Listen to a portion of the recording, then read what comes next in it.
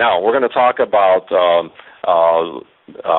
how we can bring about discipline in our classes, and we do have one final poll that we want to ask you to participate in. So let's see what kind of a student you were. Let's toss it back to Nick to help us out with this. Nick?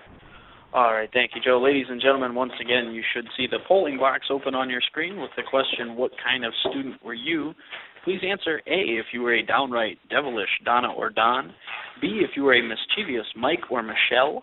C, if you were a sneaky Sam or Sarah. D, if you were a cooperative Carrie or Cameron.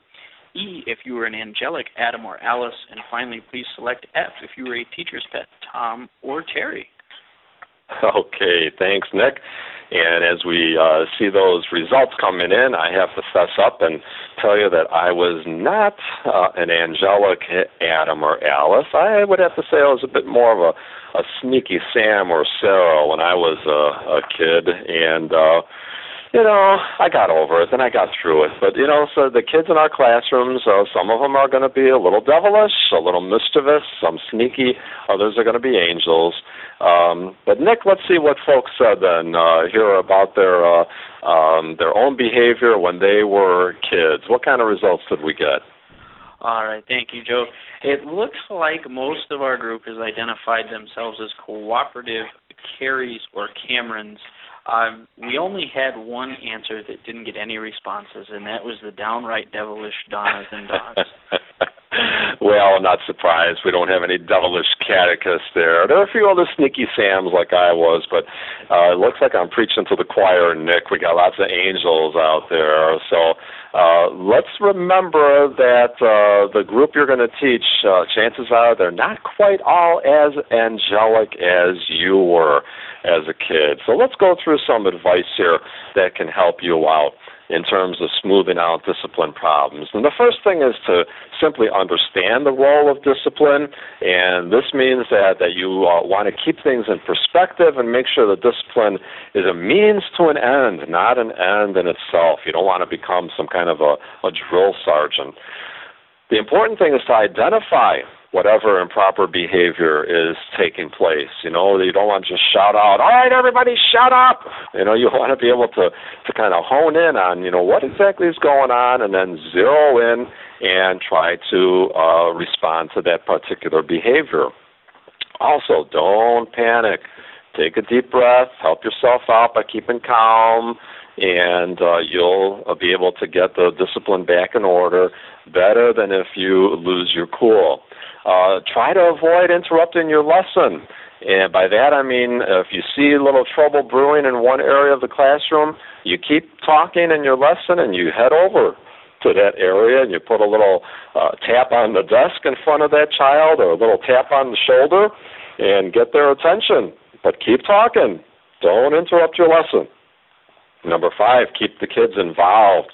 The more that they're involved in the lesson, the less time they're going to have for goofing around. So, an idle mind is the devil's playground. Keep them occupied.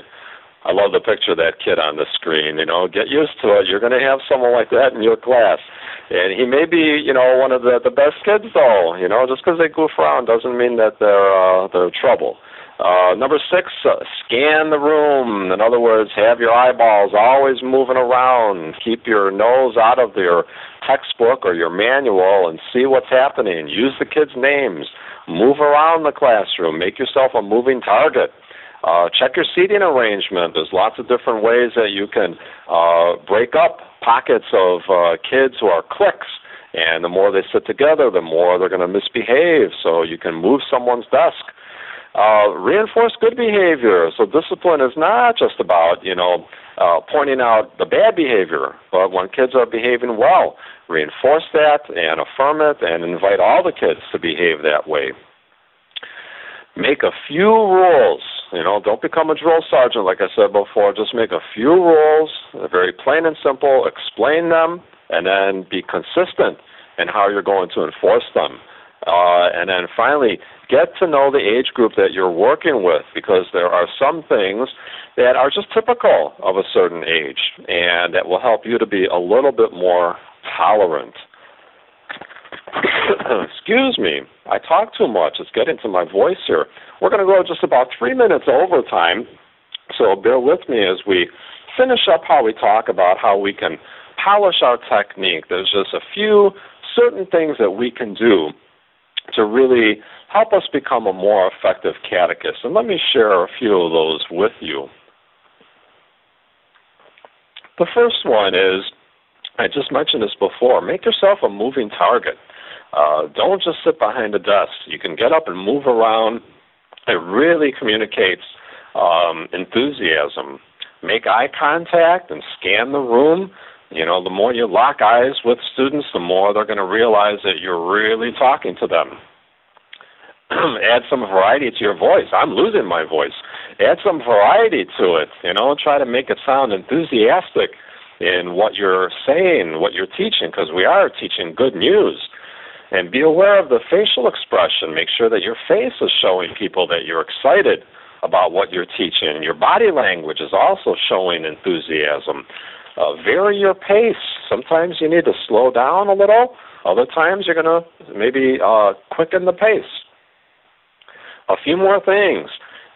Keep or develop, I'm sure you have one already, a sense of humor. Have some fun. Be able to laugh a little bit, and that can really help polish your technique.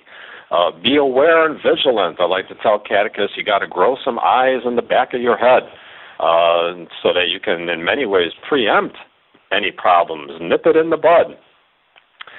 Try to walk the line between creativity and maintenance. In other words, kids love to do new things all the time, and that can help keep things fresh.